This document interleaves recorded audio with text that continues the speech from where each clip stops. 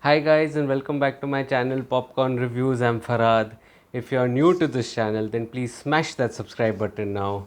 And today, as a part of our regular weekly recall feature, you can say, or revisit feature, the movie that I have picked today is the Malayalam film Kumbalangi Nights.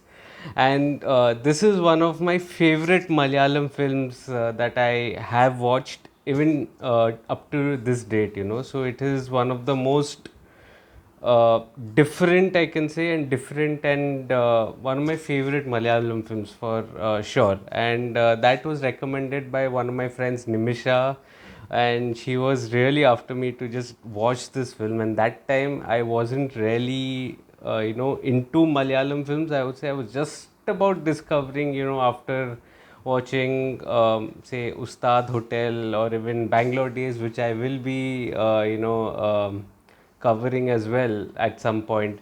So I was just about discovering Malayalam cinema, and this movie was in my watch list for a very long time. It was recommended by Nimisha. It was, one of those films that was there. I was like, yeah, I'll get to it soon. The mindset was not such that, to aggressively watch films and review them. So eventually, one day when I ran out of any choices and I just almost made up my mind that I am going to watch this film tonight, I ended up watching Kumbalangi Nights and I absolutely was floored by the film. It was brilliant, it was brilliant, it was brilliant.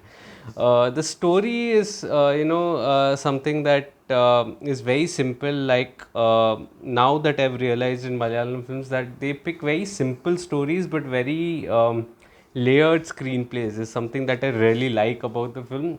And the story was simple, about a story about four brothers, and the instances that happen in their life, incidents that happen in their life, that is about it. But when you look deeper in, it gives you a very clear picture of the dynamics between the four brothers. Something, a clear picture when it is given when there is no female in the house, how do men behave. Right at the beginning, they almost do not bathe, or they don't maintain cleanliness, they keep on fighting, all of that is there. And cut to a later point when, there is a female presence in the house, or in this case there are two females in the house.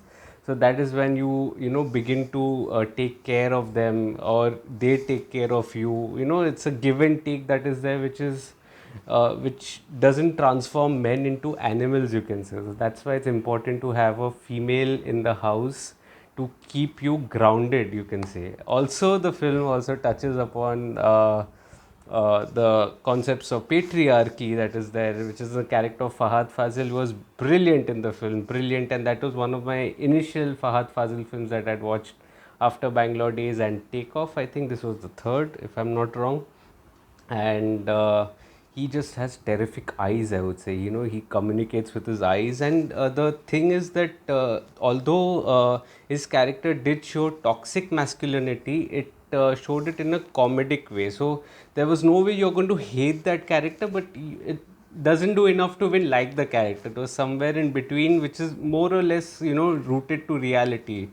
For general men in general, like they do have that trait of toxic masculinity, but at the same time, not everyone is hated. And the way he, the narcissist that he is, he looks into the mirror and he says, the complete man, something like that. I think that really cracked me up, which also made me think of what made him reach that point. What made him a narcissist, what made him a patriarchy, a prototype of patriarchy, you can say. I think probably it must have been early responsibility of his parents not being there, which is why the responsibility of a sister must have come to his head, which is why he must have been given that power to control that. None of that is shown in the film, but all of that is just implied, possibly just my um, uh, imagination to what would have happened. And I think Shammi, the character that he plays, deserves a spin-off as well. I think that would be an interesting story, like a prequel to Kumbalangi Nights. But yeah, so the toxic masculinity element is also brilliantly shown here. They never go overboard with it.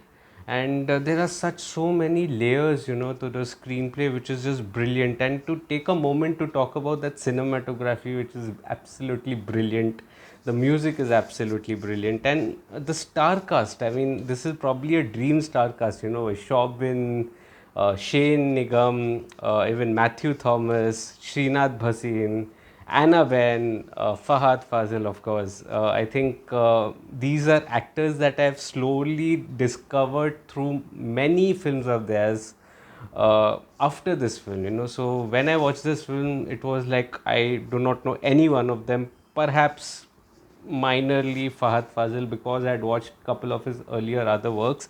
But here, other than that, I did not know anyone then. And now I see, they've done some great work. And through multiple films that I have watched of theirs, I think, they are such wonderful artists, and they all have done a spectacular job in this film as well. And this film also deals with a lot of regret or remorse that is there, a lot of grief, or a representation, a slight representation of depression, which is the character of Saji that was going through with all the responsibilities that was there, was almost weighing him down, which is why he'd also tried to commit suicide in the film.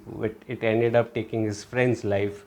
So I think there are so many layers to that if you actually sit and think of it. Also, the ending, I need to talk about the ending as well. I think the ending was very goofy. It was very different. I did not expect,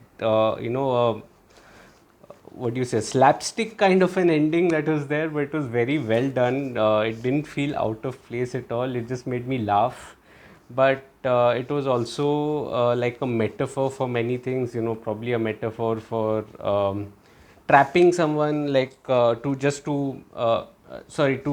explore someone from the clutches, so that was something like a metaphor when they trapped Fahad in the under the nets. I think that was a very different kind of an ending also, and the tone of the film is very light. It never gets heavy.